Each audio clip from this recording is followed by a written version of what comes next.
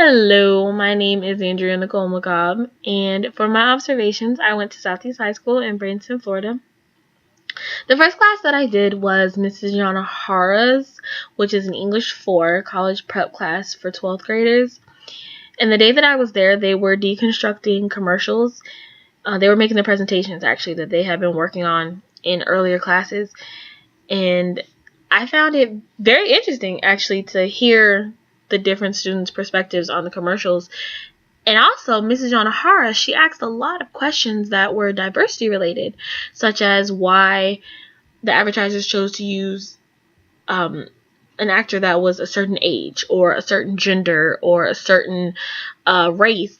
If there was a couple, why did they choose to use a same-sex couple, or choose not to use a same-sex couple, rather, or an interracial couple, things like that, that kind of went beyond what you would normally expect to hear in a classroom. I felt like she asked a lot of probing questions that kind of made the students look at the commercials instead of just for the product and just what they were saying.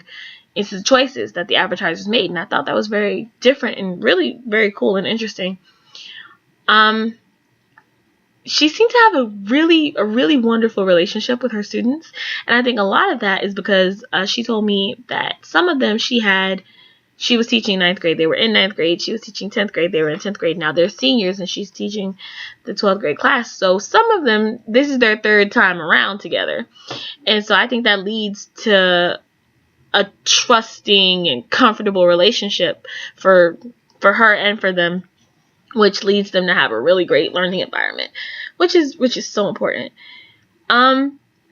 Also, in her classroom, I felt like it was very easy for everyone to participate because they were all on the same level. Everyone had been working on these projects for a while in class.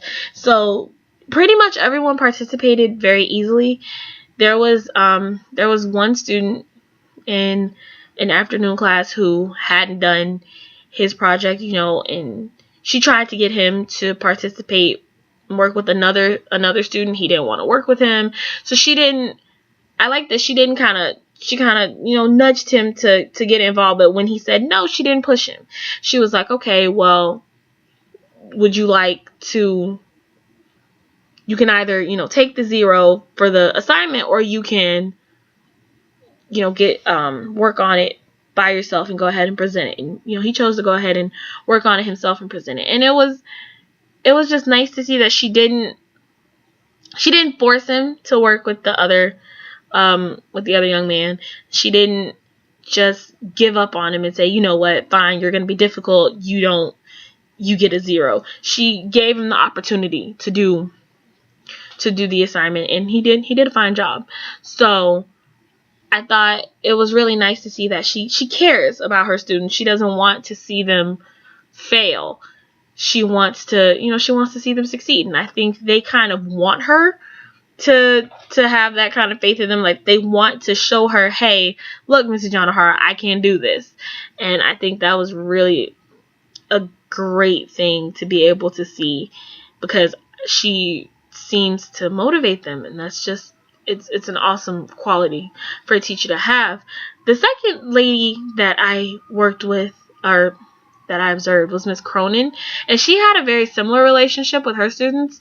They really seemed to enjoy her as a person and as a teacher, and they seemed happy to come to class as well. Her class, her first class was a learning strategies class, which is 9th to 12th grade, which was really different because it's like, wow, that's a really big gap.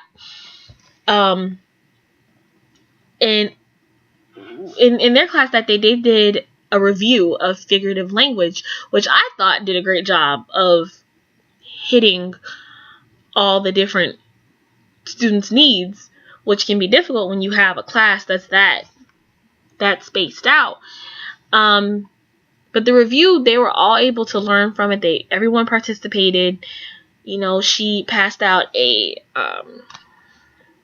passage, and different ones read, and then they did the activity where they pulled out types of figurative language and they went to the board and they, gave their examples, and they actually really seemed to get into it. By the time class was over, everyone was, raising their hand. Almost everyone was raising their hand with, "Hey, I have one here," and running to put it on the board. And it was really great to see them grasping the lesson and enjoying themselves while doing it.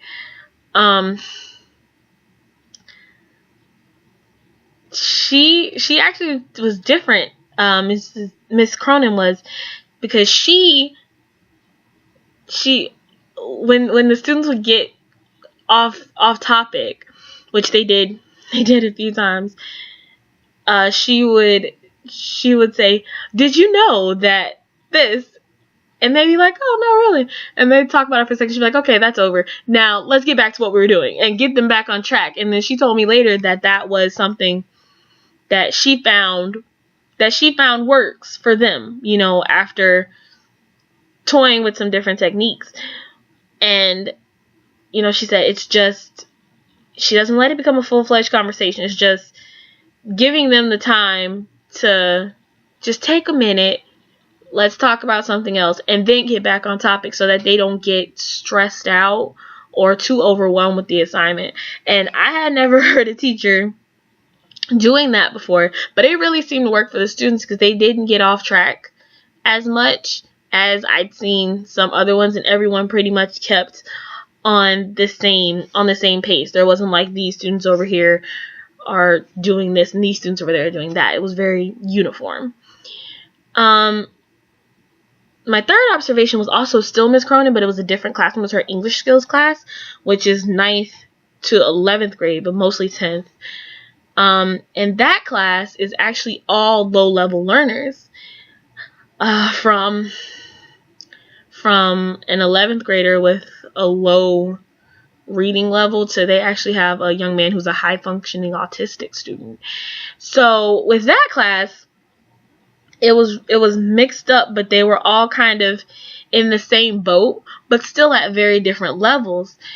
But they were all reading the same novel. It's called a novel called The Feed.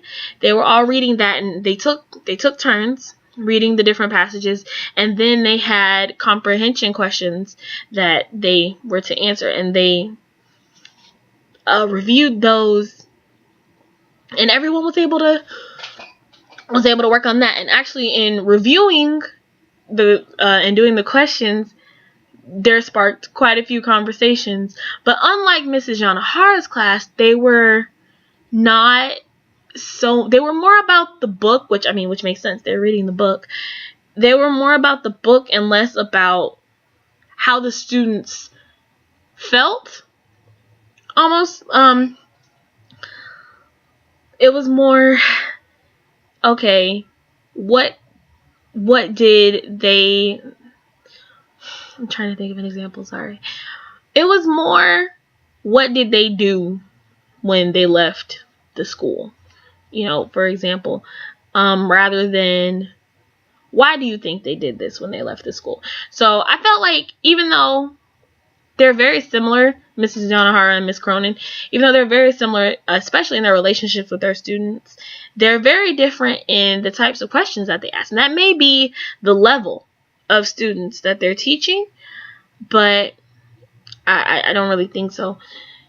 Miss Cronin, though, one thing I really did notice in her class, that even though, especially her English skills class, even though they're low-level learners categorically, she didn't treat them like they were. She didn't assign them some little easy book to appease them. She has a book that's pretty much on level for where they should be, and she helps them. She doesn't just leave them in the dust. She helps them to understand, but at the same time she doesn't